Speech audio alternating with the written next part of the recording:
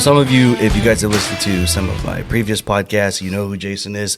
You know the wealth of knowledge that he adds and the value he adds. So we're excited to have him on the show today. We're going to be talking about a lot of different things. Obviously, none of this is planned and or scripted. So come what may. But a piece of this is because it's the new year, we're going to be talking about fitness, that discipline, right, to start the new year. And right when we were kind of laughing and having a good time, it just reminded me like why it's so important outside of the fitness aspect and having that self-discipline on why it's so important to have a community of other men to be around. And it's this idea of, I actually wrote this down I was reading the Bible this morning and I had this thought of, it said it said along the lines of, leaders are brokers of gifts. Leaders are brokers of your spiritual gifts. And I had this epiphany of competing versus completing. Men are we're so competitive, and that just changed the dynamic of the room real quick. Everyone's staring at me like, say more words. Get in there. By nature. I like your mouth noises. Nice and deep laugh. I think that's part of why we have a hard time. It's this idea of like relationships with each other, because we don't put that mask down enough to be like, this is the real me. And I'm afraid to show it to you because you might judge me. So I'm going to keep this mask on, and you're never really going to have that full, real connection. Absolutely, because you can't be vulnerable with each other. Exactly. Mm-hmm. And that whole vulnerability and masculinity, like, it's like, oh, no. You know what I mean? Like, nowadays, everyone's saying it, be vulnerable, be whatever, but it's not. Just be genuine. Yes. Just be yourself. That's what I mean? Natural to the older generations. Yes. Maybe for the younger ones, just because they're trying to make it more natural. Yes. But for the older generations, it's like, no. It's not. And that goes back to in history when we went to war, right? When our grandfathers and great-grandfathers, when they went to war and then came back, after all the stuff that they saw, they came home, and it was, what they saw with their eyes, the things they had to do, because it's war. We had a generation of men that were emotionally closed off. Yes. And they had to still raise kids because they had to come back home, hopefully, to families. Exactly. You know? Yeah, hopefully, exactly. Yeah. Right? Like, imagine that you're in a battle zone, and you don't know if you're going to go home. Imagine the mindset you have to bring yourself to do some of the things you have to do to survive in a war. Yeah. And then you got to talk about it. Yeah. And then you want to, and then like you're like, I might not come home, and then you do go home. Yeah. It's like, but did you really though? Or did the old you stay on that battlefield? Yeah. You know, who came back? Right? Because war changes people. Exactly. It does. So who came back? Is it still you? Or did you come back with a battle? A fraction of. Did you bring the battle home? Yeah. See? You definitely do. Yeah. Absolutely. Yeah. Yeah. And then you start, treating people as if either they're soldiers or, above you, beneath you, and, you have a certain rank in your house. And disposable. It's just like, It's not, when you come home, it's not as simple as enemy and friendly anymore. Yeah. Everybody's. Right. It's different. Like everyone's got a different dynamic. When you're in war, it's kind of easier to draw the lines of I'm the good guy, these are the bad guys. Yeah, everything is painted black and white. Yeah, it's a lot more simple. Yeah. You come, but you go into the real world, and you go to a grocery store, and someone comes into your aisle, friendly, not friendly, I'm not sure. And now you're like trying to work out all these circumstances. Like that like is a real thing that I had to deal with, like especially in law enforcement. We were such a busy city. We were like we were up there in crime. I think we're actually number 2 at one point in crime in the Bay Area, because it goes off like square footage and stuff, right? But I think we were number 2 at one point while I was working, and it was wild. And I noticed that I would still be in that hyper vigilant defensive warrior mode, even when I'm at home grocery shopping with my wife. And it was like, you really couldn't turn it off, because when you're in the job, your mind is in the job. You're in warrior mode. When you're out of the job, you're working out, you're training to be a better warrior. So you see, even out of it, you're still trying to put into it. Yeah. And it's like, and you're trained to see all these things. Yes. Right? We were talking about I forgot the name of it yesterday morning. Reticular activator. Reticular activator. So RAS. can you explain what the reticular activator is, please? I think it's a part of the brain, or a concept of the brain, in which what we see is based off of Like past experiences and what stuff. we focus on. Yeah, go ahead. Yeah, Antoine. no, you're right. What we see is what we focus on. You're right. Well, that's it. Yeah. Yeah. So you gave an example yesterday, right? And it said, "Oh, how many red cars did you see on your way to work?" Yeah. Oh, I Yeah, didn't- that was I a didn't good see one. any. That was a good one. I never heard the red I've car heard of it. theory. It's called red car theory. So essentially, someone goes to work and the boss asks that employee, "How many red cars did you see today?" And the guy's like, "Oh, maybe one." Yep. And then he said, "What if I told you I'll give you $10 for every car you see on the way to work tomorrow?" And he's like, "Oh, okay." And he ended up seeing 8 or 9 cars, and anyone would. So essentially, it's saying if you focus on one thing, you'll realize that it's always in front of you. You know, like opportunities are always in front of you, and we don't see them. Yeah. So And so That's as nasty. a police officer, yeah. and you're trained to see these bad things because you have to stop them or you have to intervene or whatever. You can't just stop seeing them now. Yeah, Right? You can. Because your reticular activator Yeah, is yeah. engaged. That's a great. Yeah. It's That's a great just it thing. just goes like that saying, if you look for problems, you'll always find problems. If you look for solutions, you'll always find solutions. oh, that's very interesting. That's true. It is, That's man. true. Very true. Man, but I found myself like actually getting frustrated with my family whenever they weren't thinking the same way that I was. Like after going through that training and whatnot, it's like I am hyper vigilant, as you said, where when I go out in public, I'm always looking at people's like waistband, Yeah, leg. exactly. What is this person holding? Why are they wearing a trench jacket and it's 100 degrees outside? Exactly. And my wife was like, "Oh, that's natural. It's Chicago."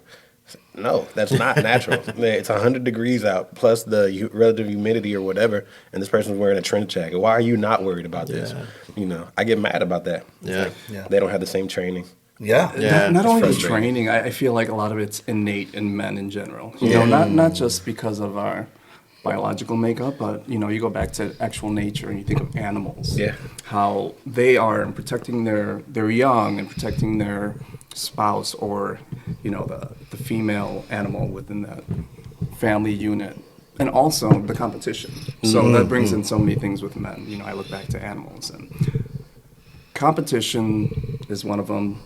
Breeding, protection, those are the main things that I feel like are innate in men in general. So it comes from that. And then from there, I think the automation with being overly crucial with seeing what's around you and your surroundings, and I feel like that's very very natural in us, and it only gets exacerbated when you have the training or you've had that as a previous occupation, or for me, I was a bouncer once, and Yeah.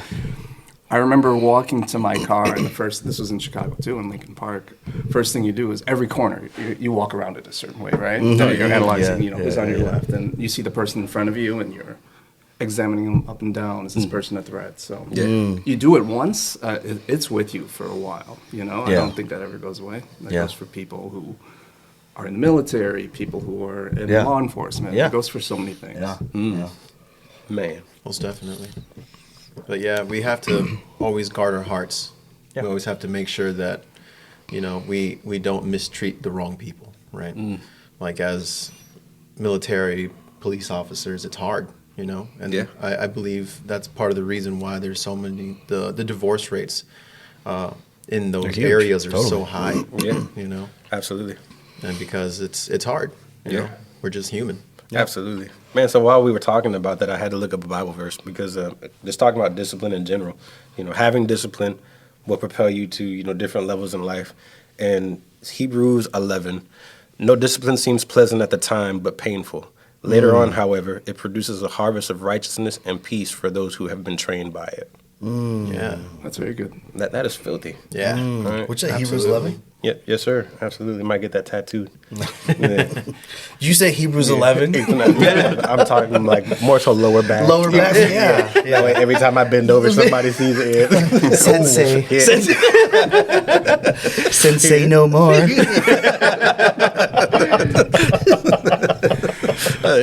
Telling you. It's just like, what the heck did I sign up for? What did I agree to be on, man? Do that thing that you do to my elbow. Do that thing. Exactly. Make it pop out and pop back in. Jason, now you got to get the matching tattoo. All of us got, yeah. Exactly. Yeah. Left butt cheek. Left butt cheek. That's for the brotherhood. He's the brother. I swear, this is manly. This is manly. He actually did it. We were all like, "Whoa, what the heck? He actually did it. Did anyone tell him it was a joke?" Yeah. Oh, man. But that going back to the reticular activating system, it's a powerful thing because it's a reflection of what you're focusing on. So at that time, I was focused on self-preservation, right? Like especially when I'm with my family. Like now that I have a daughter, I'm even more so. Like I'm better at hiding it now, but I'm even more so now where it's like it's not just a threat to the adults, but what's a threat to a kid? Oh, sharp corners. Like there's so much more. But the power of the reticular activating system, because I mean I get what people who may be listening who are not in that culture, in that warrior culture, where you got the uniform or the badge or whatever. But it's a good self-reflection to think about, okay, so what are you focusing on? What are you seeing in your life? Because if you're only seeing like, oh, I'm cursed, or I'm fat. I'm fat, right? Or I have no friends. I have no friends. Or I have no money. Right. Because that's, and you may be true. You probably are fat and you probably have no friends, but that's just, you focusing on that is you focusing on the problem rather than trying to find a solution. Yeah. So if you don't have some friends, why don't you step up, be the friend that you wish you had to somebody else? There you go. Yep. Because like for every problem, there's got to be some sort of solution. Yeah. That you can at least do now, that you can control. Yeah. And especially for relationships and just people in general. You have to give before you can take. Yes. Right? Yes. So like you want friends, it doesn't just happen. You know what I mean? You got to put yourself out there. You got to step out of your comfort zone. You have to resist the commodities, and if you're embarrassed or you're shy, you got to put that all aside, because if you want true friends, they're going to take you as you are. And so, you got to go over and say, hi, my name is Alfredo, so-and-so. I don't know anyone around here, just put yourself out there, Yeah. It's like dating, you know what I mean? Exactly. People are afraid of dating in the same reason. It's just like, oh, I'm shy and I don't really this, I'm insecurities. I'm like, hey, those insecurities are going to be there regardless. Exactly. And if you want to have somebody that's going to love you and accept you for who you are, you got to put yourself out there anyways. Exactly. I think that's kind of where that discipline kind of comes into it, though, because we say discipline as though it's not something that we can like train to, right? But I think that it very much is, even in that dating aspect where, you might date your church, date an individual, whatever the relationship might be to whatever it is that you're going after. You're dating that thing, right? So you're trying to see if this is something that you want in your life for a long period of time. Even working out, you're dating the idea of high intensity training, weight building and such, and then you go along with whatever it is that you feel comfortable with. Yeah. And then as you start to develop that relationship, you start getting better at it. And that's where that discipline really comes in, whereas I can't live without this thing. I have to go about dedicating the time that I give to this thing on a daily basis to go about feeling good about myself, and then potentially building somebody else up along your path as well. That discipline ends up kicking in. It's amazing. Damn. Absolutely. Wow, that was great. I love that explanation. Bro, that dating. Yeah, like, dating. Because you're not just going to go and start squatting 300 pounds, right? Exactly. Like you're going to go in there and get your toes wet and be like, all right, hey, weights, how you doing? Exactly. Hi, I'm Alfredo. Yeah, I'm putting myself out there, shake your hand, Hello, grab a dumbbell. 45s. But no. 35 just dumped me. Yeah, so I'm moving on to 50. 50, boy.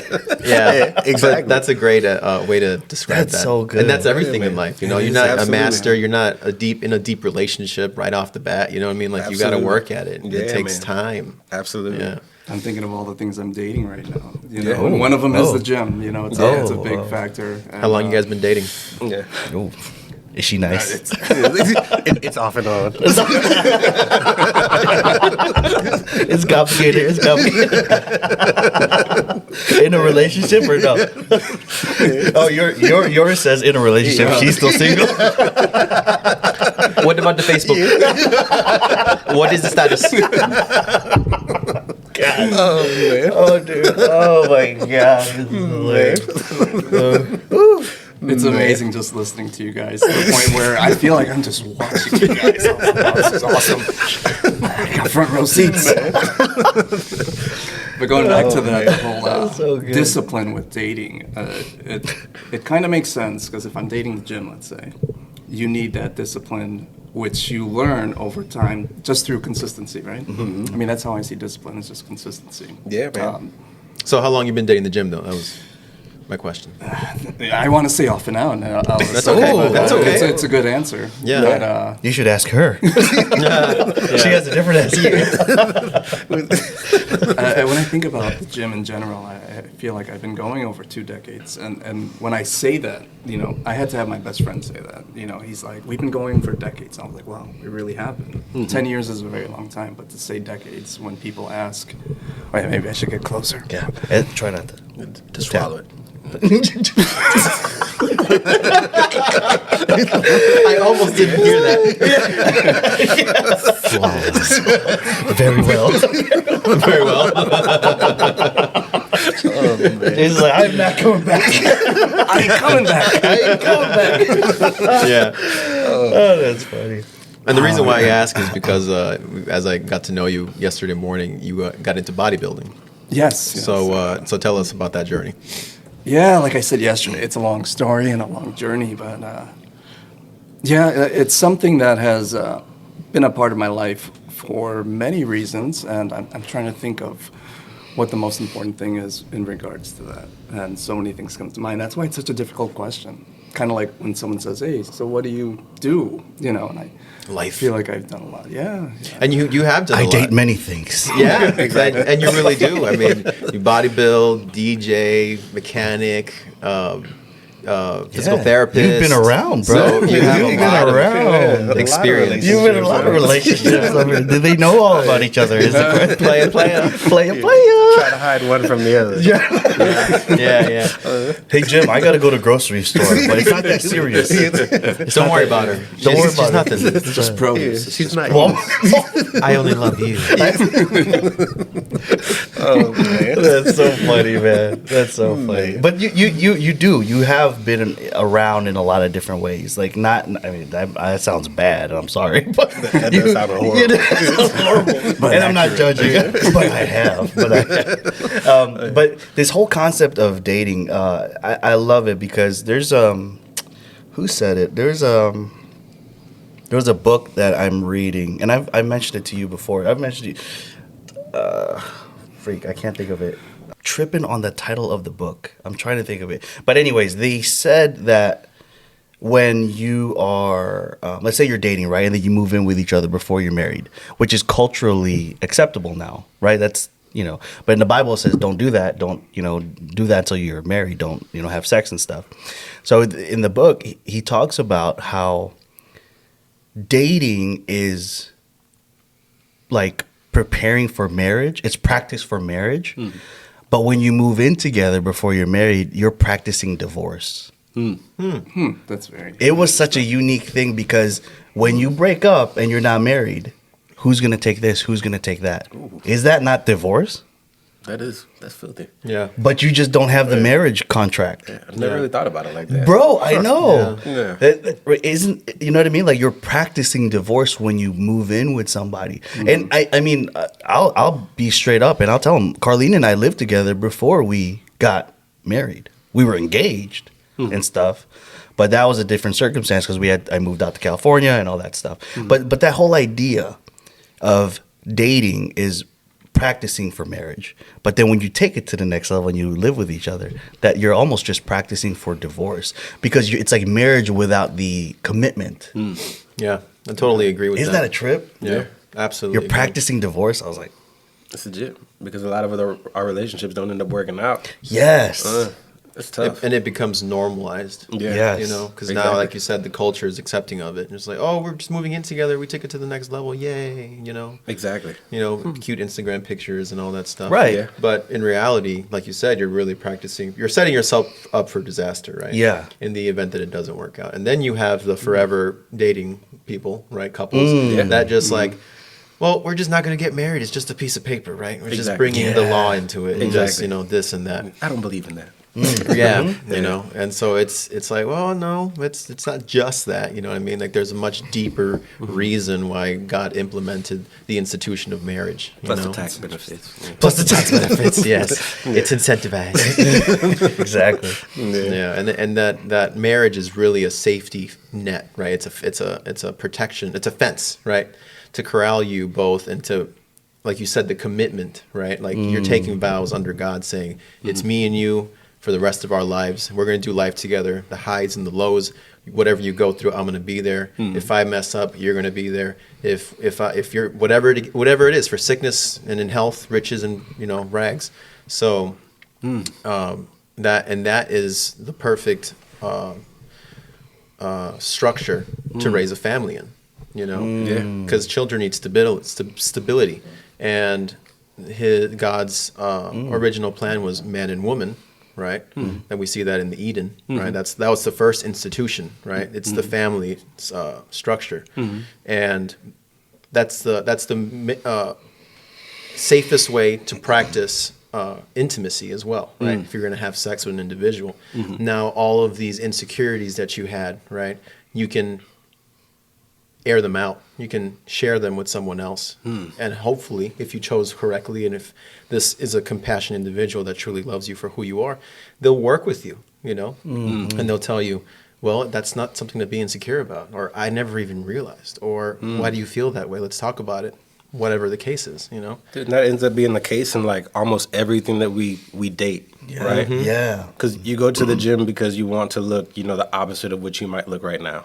Right. Yeah. So you're going to the gym to go about building that relationship with the weights and whatnot, the other people around there. Yeah. This person does, abs really good. Let me see what they do.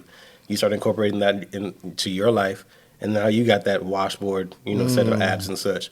But you're divorcing that mentality of, going and eating all this processed food or whatever it might be that's contributing to you having the, the cake belly or whatever you want to call it. Yeah. And you're going after, that ideal self. So you're divorcing that old style mentality the same way that you do with moving in with an individual. I was just talking about this with one of my close buddies not that long ago, where he had just recently got married, and for whatever reason, in that first 6 months was extremely challenging for him, right? And I think it's the same thing with any relationship that we end up finding ourselves in, because that first whatever amount of time period, you're still battling, that old style mentality. Yes. Yeah. Where it's like, man, I really don't want to go to the gym right now. Yeah. Your mindset has to change. Exactly. I'm used to having, multiple girlfriends at a time. Why am I only settled down with this one? Yeah. So now you're having to divorce that old style mentality to, kind of shift into that new you. Yes. Yeah, absolutely. That's It's like the Israelites in the desert, right? God made them roam for 40 years. The previous generation that were slaves thought like slaves. Yeah. And then there was a new generation that was brought up in the desert. That Absolutely. was warriors. When you told me that, I've never pieced that together. yeah, Yeah, man. God had to change their mindset. I thought Exactly. that he put them in. He led them to the desert because they were just being disobedient, right? Right. Well, I thought that was part of the That reason, was yeah. part of it. Part of it, But I didn't understand at the depth that you guys were explaining it. That old generation was kind of stuck in their ways. Yeah. And They still wanted to go back to Egypt. They still Exactly. wanted to go. They were still in that slave mentality, even though they had the freedom. Yep. So literally, you had to cut that off because that's gonna filter into the new culture, generation. the new Yeah. culture. Exactly. And I'm like, you can't still have a slave mentality when you're trying to go for freedom. Exactly. Yeah, absolutely. It's tough, man. Chew on Yeah, that. man. Chew on that, son. That is filthy. I'm There are like, so many pieces of information that are being spit out at one time, and there's so much going on. Don't eat sugar. Stop eating sugar. Yeah, exactly. New year, new you. Stop it. Jason's like, this is a No, good drug. You know what? That's what it feels like because there's so much information being spit out at one time, and yeah. different concepts with a lot of depth and multiple ones that are intertwined. And I'm still trying to get back to the dating and the discipline. And I'm that far back. That's why we got to record it, bro. Yeah, that's why you can go back. I gotta and run listen. it back. You got to run it back. Run it back. Exactly. But it all intertwines. It Dating does. and the divorce piece of it. So we take a step back. We take these ideas of what are we dating? What are we kind of like investing into all these little relationships, into all these little, idols. Yeah. Maybe There we got some idols building Okay. up in our lives. Okay, Things that, and it was really an interesting way that an idol was. I think I wrote it down. It said idols were. Go ahead, talk about that thing, man. While you're looking for that, we idolize certain things and we don't even realize it, right? Because of all the time that we're devoting to it. Exactly. And the way that I think about something that you're worshiping, something that is an idol in your life, is if God took it away, would you let Him, or would you be mad about it? And God said, this is no longer for you, and takes it away. You can be mad at God for it. You can be upset about it, or you're going to say it was yours to begin with, God. Take what you That's want. very interesting. What's mine is I own nothing. You own it all. Exactly. Right. Yeah. And then there's a scripture that says, "Tell me where your treasure is, and that is where your heart is." Ooh. Yeah, like I So- said, this is a lot. Yeah. So man. It's you- legit. I love that. you have I to love that. realize Yeah. where your time is going. Yeah, because- it really. Yeah. And is it your wife? Is it jiu-jitsu? Is it your phone? Is it shooting? What is it? Yeah. What are you devoting more time than you should be? Because that's especially in the new year when this episode comes out, right? We have all these people starting to come to the gym, which is good, right? You're in that, And they'll drop out 6 weeks and later. right. Well, But at least they try, though. I'm saying, Yeah, that's absolutely. And they to- have to try. Never stop trying. Never stop trying. we'll poke fun at you, but but don't stop trying. Yeah. Just- Always keep trying. Always keep trying, because then we're not gonna have anything to talk about at the beginning of the year. So I guess I would ask Jason, what would you recommend to the people that are, living a sedentary life and wanting to go about making that change into potentially being a bodybuilder? Because I know in those initial phases, it's frustrating, because you think that you're a bigger person. Like, oh, dude, I should be able to go in there and lift like 700 pounds, and then you can barely pick up the 45-pound, Yeah, bar. I mean, Ego lifting. Yeah, These are mislabeled for sure. Hey, Yeah, I mean, if you want to get to a certain place, of course, you should set some goals. But first of all, if you're a sedentary person or a person who's not very active, the easiest thing I can say, because there's so many things I could say, is just to be active. Start with something little, start walking, start moving. And I understand it can be difficult for people with injuries or people who have health conditions, but if we take it at the lowest level, walking, if you're able to walk, just walk. Even me, doing cardio at a higher level or a lower level, even if it is just walking, is very beneficial.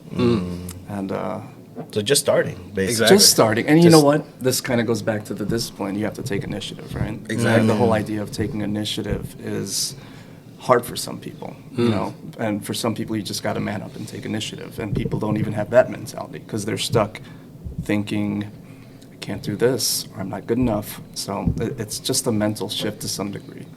But I say, and there's many studies on this, if people are depressed or people are having mental issues or any type of feeling of difficulty, movement and physical activity alone automatically has some influence on and will have some improvement on your brain in general. And from there, it makes it easier to improve your mental wellness and health. So that is filthy, man. So I think that throughout that journey, one of the things that really helped me when I was falling out of the military and all that other craziness was finding that accountability buddy. And really, my accountability buddy ended up being my watch. Right. So how the watch ends up doing a step tracker and all that other craziness. So if one day I ended up walking 10,000 steps or whatever, and then the next day I only ended up walking 200, what happened? So holding myself accountable just by that little device. And then, if I did actually have, Alfredo or Angelo sitting next to me, was like, hey, man, how many steps did you get this week? I was like, You know, 200. Like 200 all week, you know, type deal. But using that just device to, you know, keep yourself on track. Yeah. You know, and even if you're just taking, you know, one extra step every day, that one extra step adds up to a calorie or whatever it is that you want to call it. And take then the you're stairs instead of the elevator. That's tough, man. I know it. Especially in the United States, we have these creature comforts. Right? Oh, yeah. Anytime that we start to, anytime we start to, you know, feel a certain way, we seek after that thing that, you know, gives us comfort. Yeah. So whether that be, it's a donut for me. I'm not gonna lie to you. I love donuts. Yeah. Donuts are so good. Why are you looking at me when you see that? Hey, why do I see donuts over there? I love donuts. Especially the glazed ones. The ones with Krispy Kreme? Exactly. Oh, dear. Shout out Krispy Kreme. Exactly. Send us some donuts. As we're sitting here. As I'm talking about, like, get rid of sugar. It means nothing, baby. It means nothing. It means nothing, baby. You're number one. Don't worry, fruits, donuts are just a one-time thing. It's just I'm telling you, man. You know, but I think that having that accountability, but if you will, it kind of builds up a resilience. Yes. Right? That kind of leads into, I know what you wanted to talk about with our logo. Yes. Right? Because the redwood tree, there's a lot of symbolism to it, man. Dude, a lot, man. It's nuts. I'll let you go ahead and introduce the topic first before I get into, you know, some of the symbolism that was surrounding it's so good, man, and it's a great lead up to it because for a lot of people that ask about I'm like looking at my shirt and they're like, that's not it right there. I gotta cover that up. It's up here. These guys got it on their chest. It's 3 spears, right? And it stands for our. If you see it on the websites, we talk about it all the time. Restoring manhood, rescuing children, and rebuilding family or rebuilding family values. Now, the symbolism with the redwood tree is really, really interesting because we had a buddy, Samuel, who he'll be on the show real soon as well. One of my first conversations with Samuel, he had noticed that I was born in Redwood City, California. So he's like, oh, what do you know about redwood trees? I'm like, I know they're just big as hell. Like literally, I was like, I just know they're huge. That's it. Like I know nothing about it. You know, you can drive through them in California, and they're just freaking massive. Yeah. And they film a lot of movies in these forests because it's the scenery is crazy. Mm-hmm. And he was like, and turns out he's like kind of a tree enthusiast. Yeah. He knows some stuff about trees. Him and his I think daughter went out there for a vacation. So, anyways, Samuel was telling me like, you know, the interesting thing about redwood trees is people think they're so big because their roots run deep. They actually run very shallow. But because they run shallow, they go out wide and they interconnect with one another. It's like they need each other. Yeah. Oh, okay. You jumping the gun here. You jumping the gun. So they intertwine with each other. Exactly. And it's such a great symbolism. Like you can't pull one tree without pulling all of those trees out. So even though we think like I need to go deep and be on my own, the real strength comes in when you intertwine with other redwood trees. Here's the thing too. Redwood trees cannot actually grow. And anyone fact check me on this. Like I read some of this stuff and I'm like, whoa, after Samuel was telling me like, dude, this stuff is nuts. If you guys know more about redwood trees, let me know because we're super interested. Anyways, redwood trees actually need stress in order to grow. So when the seed or the nut or whatever falls out, it hits the ground, it won't open up unless there's a fire or a flood or something stressful to make it grow. Otherwise, that seed won't open up. That's interesting. I'm like, what? That's great. And here's another piece. When they intertwine with each other, they form circles. The trees are in circles. The trees in formation is like in a circle. That is filthy. Right? And I'm like, yo. So those roots are like pulling on each other. Those roots are intertwined with each other. So you pull one out, you can't because it's going to be connected to that one. That one's connected to another one. And that is such a great reminder and symbolism for life. Exactly. Yeah. Men, we need each other. Yes. We need this. Yes. What we're doing right now with each other is awesome. Yeah. And I know for a fact there's a lot of men out there that are listening. There's women out there. Shout out Helena. I know you're listening. Thank you. Appreciate you, girl. There's a lot of people listening out there that need this as well. They need a group. And just like you're saying, accountability, which is a great lead up. They need a group to keep you grounded. You can try to be the standalone tree, but when that storm comes, if your roots are not deep enough, see you later. So I had a couple of other things that I wanted to talk about regarding the symbolism, if you don't mind. Do it. Man, Do so it. I'm just going to list off what it was that I found on the internet in regards to the redwood tree. Oh, you did the Googles? Oh, absolutely, you did man. the Googles. I always do. Always do, baby. Let's do, baby. You guys are, man. Yeah, so the redwood tree is supposed to symbolize wellness, safety, longevity, wisdom, communication, strength, resilience, and healing. Wow. I love it. So you consider all those things in comparison to what it is that, you know, we're trying to do with this podcast and such. Wow. You know, That the roots being like shallow, you know, So- but being able to reach out to, you know, a multitude of people, you know, if we grow that big. That you know. is when we grow that big. Yeah. You know, I believe Exactly. it. I believe Yeah, it. yeah. And that is so, it just hit me this morning right before we came over here. I was reading 1 Corinthians 12. You guys familiar with that? They talk about the fruits of the Spirit. And I'm sorry, not the fruits of the Spirit. It talks about the body.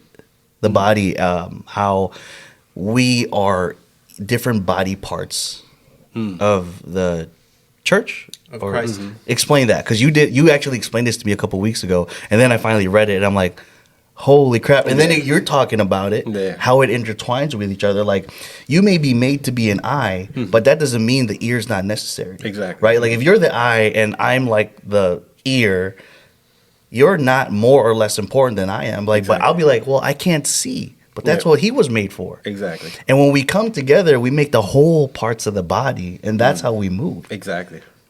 But how many times are we like, oh, God can't use me? Yeah. I'm the nipple. But the nipple has so much importance in the early part of life. I'm the dude. I'm the dude. I'm the nipple on the man. Oh dear. Oh dear. Aesthetic purposes.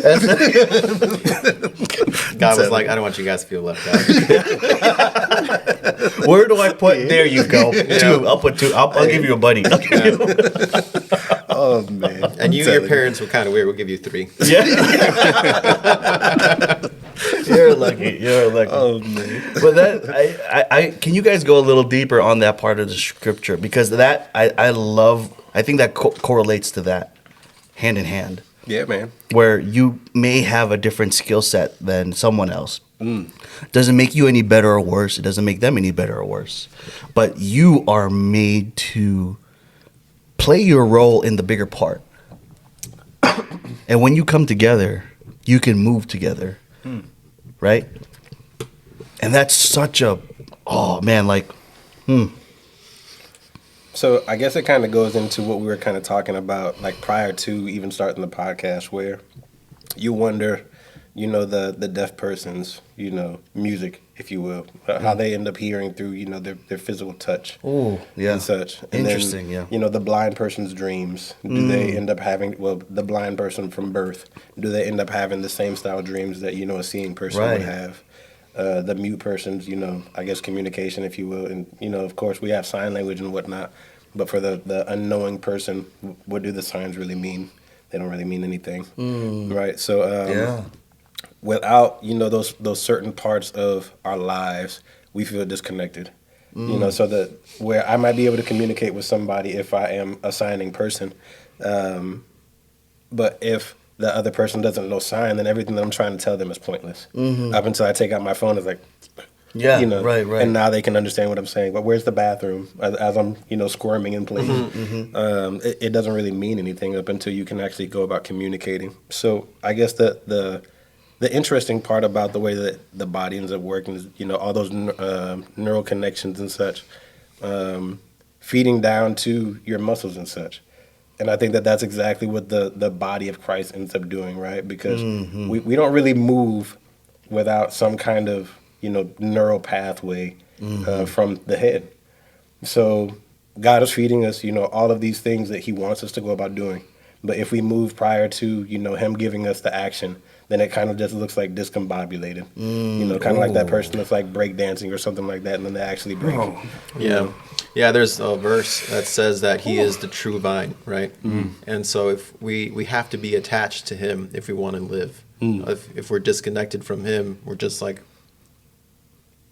like a body part that gets dismembered and it dies. Exactly. It doesn't have flow, and Exactly. it dies. So Corinthians 12, right? The first half of it is talking about the spiritual gifts, but then you jump down to verse 12, and it says, "Just as a body, though one, has many parts, but all its many parts form one body. So it is with Christ." And then you jump down to verse 15, says, "Now if the foot should say, because I'm not the hand, I do not belong to the body, it would not for that reason stop being part of the body. If the eye should say, if the ear should say, because I'm not the eye, I do not belong to this body, then it would not if not for that reason, stop being part of that body." So yeah, you explained it very well. Like if the whole body was just an eye, you know what I mean? Yeah. Where is the sense of hearing? Yes. Right? It goes on to talk about that. And so we all work together, and God made us purposefully, right? Sometimes we think that our insecurities we're insecure sometimes about the wrong things, right? Ooh. And so we don't realize that God made us purposefully, right? And He made us like that for a reason, because we have a role to play, because we have a job to do, because we're part of the body, and we're just trying to operate alone. Yeah. We're not connected to the head. We're not connected to the true vine, and we're not connecting to the rest of the body, which is the church of Christ. Absolutely, man. And I know that we've always been asked, like, well, if you had to give up, one sense, what would it be? And everybody, typically says like smell, of course. But if you gave up your smell, you wouldn't be able to taste the food. Oh, dude. Right? Dude, I hated that when I had COVID. Oh, Yeah. I hated it so much. And it was actually kind of scary because Exactly. I forgot what happened, but I paid for this $300 steak and I couldn't taste it. Yeah, I hated it because I think there was like a gas leak or something, and I had no that's idea. horrible. See? Yeah, so it was actually that scared me. It shook me. So how'd you know there was a leak? The alarm? No, so I want to say Kata, my wife, was the one that was like, "The house smells like gas," and I'm like, "Really?" Oh, that's weird. Fredo was like, "I'm sorry. I'm so sorry. I didn't know you were there." Yeah. But it's crazy. It's really weird. Like, you take for granted things that you have naturally. Oh, dude. And then when it's gone, even for that week or whatever, dude, it's weird. It's really crazy. It is. You know what I mean? Exactly, man. So I'm just think about it, man. If you do go about taking, out one of those senses, I think that hearing is one of our most important, right? Because really, our hearing, it establishes like a balance for your body. So if you take that thing away, where the ear might be saying, because I'm not the eye, I'm not as important. But you take away this thing, and now you lose, a specific function that otherwise you have. So when we start, trying to set a level of importance for these things that we might think of as unimportant, I guess you can live without pinkies and such, because they say, what do your pinkies really do? But then you lose your pinky. Yeah, yeah. But everything gets distorted. Yeah. Right? So Everything has a role to play. There's a reason why your body is the way And it's designed. you said it so well. You're like, we're insecure about the wrong things. Exactly. I might be like, I'm not this enough. Yeah. Or I'm not that good at this. Yeah. But you are good at something. Exactly. Like, God made you specifically to do something, to accomplish something, to fulfill something, to add something into the world. That's why you're here at this time and place, at this specific moment. So then, is there a good thing to be insecure about? I think it's good to be aware, right? It's good to be aware to kind of make yourself more well-rounded. But it's one thing to be aware, and another thing to stress out over, like, I'm not that good of a reader. Like, I'm not, and I'm just going to, and you're just kind of getting down on yourself. But maybe God, there was, this is, I think it's connected, but it's not going to sound like it. Like, ADD. Oh, yeah. Right? I know where you're going. Yeah, ADD, right? My, supposedly it's a lot more common in boys than it is in women, right? And there was a guy, shout out to Dan, he told me this. He's like, people don't realize that back in the day, ADD was actually and I might be butchering this, ADD was the hunter's DNA. You guys know what I'm talking about? Like, because it's not like attention. It's not a deficit of attention. It's so much attention. Because when you're hunting and you're back in the day, you got to think about like spears and the saber-toothed tiger. We're trying to hunt and provide for our families. You have to be extremely like conscious of your surroundings. Exactly, because you're so conscious and you're so focused and you're like, Yeah.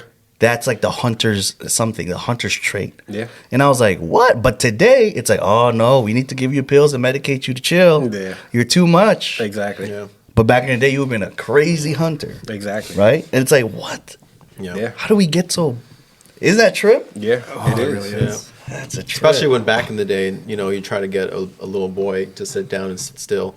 And back in the day, they actually tired him out. Yeah. You know, Yes. they actually was like, okay, you know, for whatever age group, there was actually an intense recess or PE program. Yeah. Yes. You know? Especially during Kennedy's days. Yeah. I remember he instituted a Presidential fitness test or whatever. yeah, Yeah. and it was like you had to do a minimum of like 13 push-ups, and you have to be able to do X amount of squats or Yeah. whatever. It was a Run standard. mile and all Yeah, that other craziness. and was a now standard you had it's to hit. like, oh, I don't feel like running today. All right, whatever.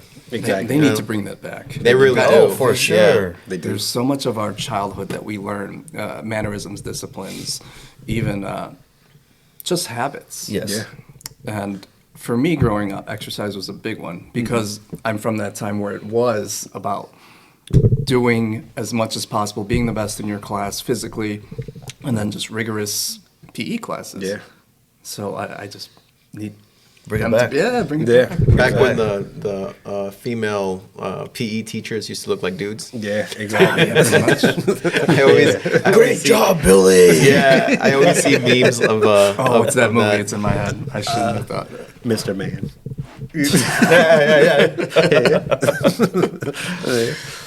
Man. But it's a standard now. That's we've lost. Yeah. Yeah, It's a standard. yeah. Kennedy actually went on and said one of the worst things to have is a plush or a chubby child. I forgot Yeah. how he said it. It was like it's sad to see, you know, Yeah. in this such a rich country to have Exactly. just such a chubby child or a you know Yeah. fat kid. Because there's a study that they found that kids who were I want to say first or second grade who were unable to do the monkey bars. You know what I'm talking about? Who, if they weren't able to do the monkey bars or Failed in they never life. tried, yeah, that's what it was. And when they got older, they were unable to make hard decisions. Yeah. They were unable to make take risky actions. They were way more risk like Averse. tolerant. Yeah, averse. Yeah, and the kids who were able to take that courageous step Yeah. and do the monkey bars and Yeah. take that overcome that fear Yeah. were more able to make hard decisions Yeah. and be decisive. Yeah. The kids that weren't Absolutely. can't make decisions. That's part of the issue with the kids nowadays, man. They lack mental resilience. Yes. You know, so anything that one challenge that pops up that, you know, we're used to overcoming, you know, just by, you know, those little small things. Being able to do the monkey bars, you never really take into consideration like what that did for you. But that's crazy, right? Exactly. I can't do it. I have an IEP. Exactly. I need to get treated special. Yeah, exactly. My wife tells me, man, all these stories Yeah. for kids. Oh, it infuriates me. I'd go to jail. All right, I'd either go to jail Yeah. or I'd be You want fired. the monkey bars, Billy. Yeah, I was like, Exactly. I would. I'm telling thank you, God I'm man. not a teacher. No, man, I have Shout out to all the teachers. Man. I don't know how you do it. Yep. We I need don't you know. so bad, and it's hard because the administration is working against them. It's Exactly. not working with them. You know? Exactly. Man, you think about it, because when I was going through high school, we weren't allowed to, well, the women weren't allowed to have like the spaghetti straps. Oh That my show, God. like midriff. Oh, dude. You know, the Now the shorts had dudes to are be- wearing those, right? Yeah, yeah. You know, What do they call it? Little- Sexual. little tube tops. I forgot what they call it. Body acceptance or Yeah, sexual something something. like that. I forgot Yeah, what it's exactly. Oh yeah, yeah. I know what you're talking about. Yeah, but I mean, It's you think crazy, about just bro. how much we have changed. Like, really, what was that? Maybe in the past, like 20 years. They're getting rid of It's all tough. morality, man. Exactly. Yeah. And There's that a goes, reason why we had these rules in place. You Exactly. know what I mean? Yes. There's because one, it's either a distraction, or two, you come to school to perform to get educated, right? Exactly. Supposedly, you come to school that you can learn things, so you can become well-rounded, so you can understand the dynamics of the culture, and you find your place or what have you. And now everything is about sexuality. Everything's about sexuality and how some sort of victimizing mentality, I have this problem. Exactly.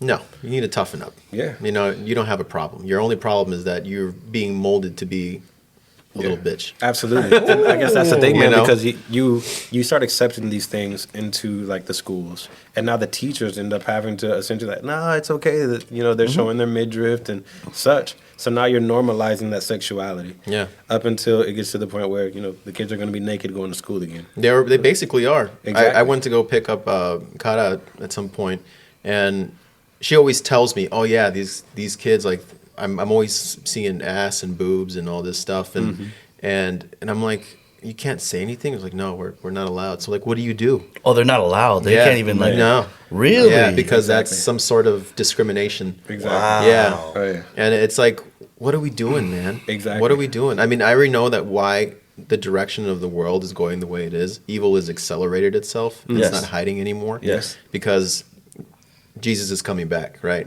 The end of times is right around the corner, right? We're in the birth pains right now. But it's like no one is standing up and trying to fight this either. We're in this jail of comfort, you know, and we're surrounded by all the reasons why we should not get up and fight back. You know, oh, I gotta work. Yeah. If I get up and speak the truth, I might, get ostracized by the community. If I, I might lose my relationships with my friends or my family even, right? If I say or do X, Y, Z, right?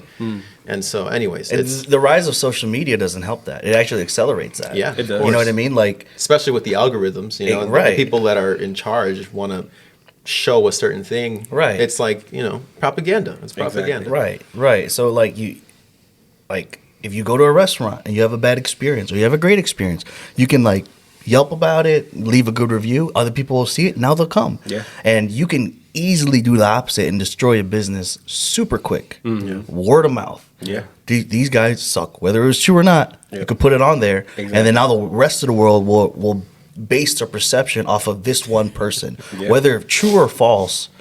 And that's getting accelerated. Yeah. And that, like, what's happening right now is exactly it. And you guys hit on all three of the spears right there, right? That's why we want to restore masculinity, why we're here to protect children, and why we're here to restore and rebuild these family values that are just, I feel like, just gone out the wayside. Yeah. Absolutely. Like these are the real problems that I feel like men want to talk about, but they don't know how, and they don't have other people to do it with, or they're just playing it in their heads, and they're just like, I don't know what to do. Every day they just get a little bit more sour. Nobody knows why. Yeah, seriously. Yeah. Right? You have no outlet. You have no brotherhood to talk about it with, like other And how do you wise fight back? counsel. Right? How do you fight what are back? you going to do by yourself? Yeah. Really? It's like all the laws that they pass, right? Did you vote on any of those laws? I know I didn't. I didn't know. Whenever they take their votes, like, why don't we get notified? Yeah. You know what I mean? Exactly. Why isn't there a better way? Anyways. Exactly. Going back to your Yelp analogy, I ever seen those reviews on like Yelp or whatever, Amazon, and it's like 1 star, never eaten here. What? Yeah. I see those all the time. They're Really? like 1 star, never eaten here, right? And they write in the comments, and I'm like, what are you doing, man? Like, Dude, see, go kick rocks, bro. Yeah, I'm like, dude, that's someone's livelihood. You know, or what I like mean? on the And it's- Amazon products, they do the same thing. They're just Exactly. like 1 star, haven't bought it, just looks weird. Yeah, exactly. I'm just like, what do you go somewhere, bro? It's Like the you have way too much competition, time man. on your That hands. is, yeah. It's the competition. It's the competition. Bro. See, that's ridiculous. crazy, bro. I'm telling you. That's crazy.